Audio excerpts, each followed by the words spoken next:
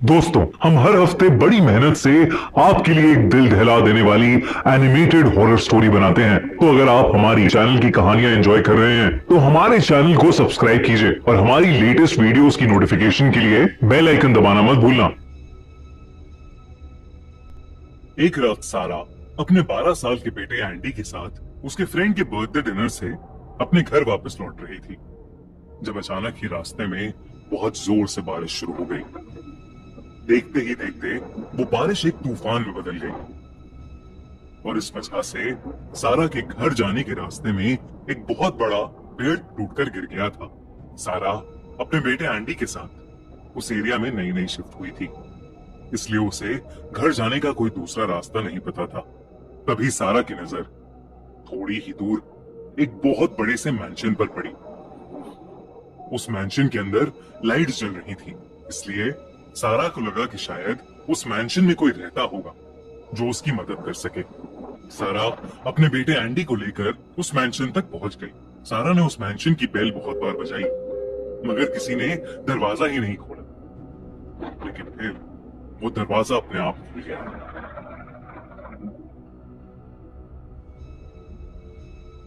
सारा को अजीब लगा, लेकिन फिर भी वो एंडी के साथ मैंशन के अंदर चली गई। उस मैंशन के हॉल में पहुंचकर सारा ने कई बार आवाज लगाई, हेलो, कोई है यहां पर? हेलो। मगर उसका जवाब देने वाला वहां कोई नहीं था। जब कोई जवाब नहीं आया तो सारा को लगा कि शायद वो मैंशन खाली होगा। वो मैंशन देखने में थोड़ा अजीब सा था, थोड़ा डरावना सा, लेकिन रात बहुत हो गई थी और दोनों बहुत थक गए थे। इसलिए सारा ने एंडी को ऊपर वाले बेडरूम में सुला दिया और खुद पानी लेने किचन की तरफ चली गई। वैसे तो एंडी बहुत थक गया था, मगर उस बेडरूम में लेटकर उसे नींद ही नहीं आ रही थी। उसे एक अजीब सी बेचैनी लग रही थी और तभी उसे उस कमरे में रखी कबर्ड के अंदर से कुछ आवाज आई। एंडी उठकर बैठ गया और ध्यान से उस आवाज को सुनने लगा। उस कबर्ड के अंदर से कोई एंडी को पुकार रहा था।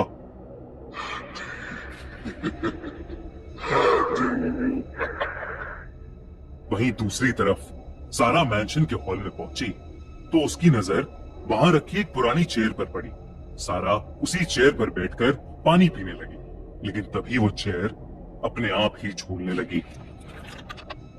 घबराहट के मारे सारा के हाथ से पानी का गिलास छूट गया और वो उस चेयर से निकलने की कोशिश करने लगी, मगर तभी वो चेयर खुद ब खुद तेजी से आगे बढ़ने लगी।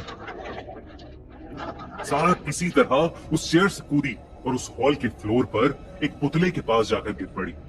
सारा उस पुतले के सहारे ऊपर उठ ही रही थी कि तभी उस पुतले का सर सारा की तरफ मुड़ गया। ये देखकर सारा के होश उड़ गए।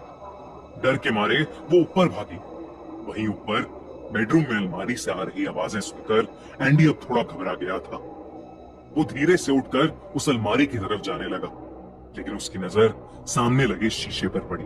उसे उस शीशे में किसी औरत की परछाई नजर आ रही थी। एंडी ने जब पलट कर पीछे देखा तो वहां कोई नहीं था, मगर जब उसने फिर से शीशे में देखा तो उसका दिल बुरी तरह दहल उठा। उस शीशे में उसे दो चमकती हुई नीली आंखें नजर आ रही थी। उसी औरत की परछाई थी जिसने उसे अभी अभी देखा था। एंडी वहीं खड़ा कांपने लगा कि तभी वो औरत बहुत जोर से चिल्लाई और उसने एंडी की तरफ एक बहुत बड़ा चाकू फेंका। एंडी खुद को बचाने के लिए नीचे जमीन पर गिर पड़ा और उस चाकू की वजह से सामने लगा शीशा पूरी तरह टूट गया। तभी सारा दौड़ती हुई वहां आई और उसने देखा कि एंडी जमीन पर पड़ा रो रहा था। और फिर अचानक उस कबर्ड के अंदर से फिर से आवाज आने लगी, मगर इस बार वो आवाज सारा को बुला रही थी।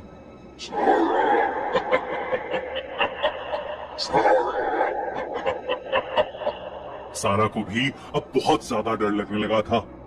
उसे समझ नहीं आ रहा था कि उस मैंशन में उसके साथ क्या हो रहा है। उसने शीशे के पास पड़ा चाकू उठाया और उस कबर्ड की तरफ जाने लगी, लेकिन जैसे ही उसने वो अलमारी खोली वो जोर से चिल्ला उठी, उस अलमारी के अंदर एक बहुत ही डरावना इंसान खड़ा था, जिसका कोई चेहरा नहीं था और उसका सर उसके हाथ में एक बॉक्स में रखा था। ये देखकर सारा ने तुरंत एंडी का हाथ पकड़ा और उसे लेकर वहां से भागने लगी। वो दोनों कॉरिडोर में भाग रहे थे कि अचानक वो कॉरिडोर दो हिस्सों में बट गया। एक हिस्से में सारा थी और एक हिस्से में उसका बेटा एंडी। एंडी जैसे ही अपनी मॉम की तरफ वापस बढ़ा, सारा जिस पर खड़ी थी वो कॉरिडोर पलट गया और वो नीचे गिर गई। एंडी को कुछ समझ नहीं आ रहा था। वो पूरी तरह सहम चुका था, लेकिन उसने हिम्मत की और वो नीचे जाने के लिए सीढ़ियों की तरफ बढ़ा। लेकिन जो सीढ़ियां अभी तक नॉर्मल लग रही थीं, वो खुद ब खुद अपना डायरेक्शन बदलने लगी। सीढ़ियों के नीचे वाला हिस्सा ऊपर उठने लगा और एंडी स्लिप होता हुआ वापस उसी कॉरिडोर की तरफ गिर गया। अब एंडी के पीछे वही भयानक आदमी खड़ा था, जिसकी पूरी बॉडी हड्डियों की बनी हुई थी। लेकिन इस बार उस हेडबॉक्स से निकलकर उसका भयानक चेहरा उसकी गर्दन पर आ गया था।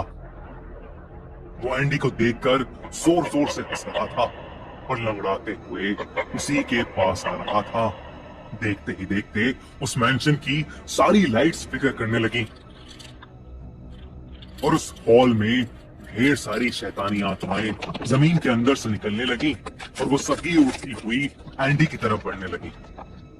उन आत्माओं ने एंडी को पूरी तरह से घेर लिया था और उसके बाद बस उसकी चीखें सुनाई दी। उस मैंशन ने सारा और एंडी दोनों की ही जान ले ली थी।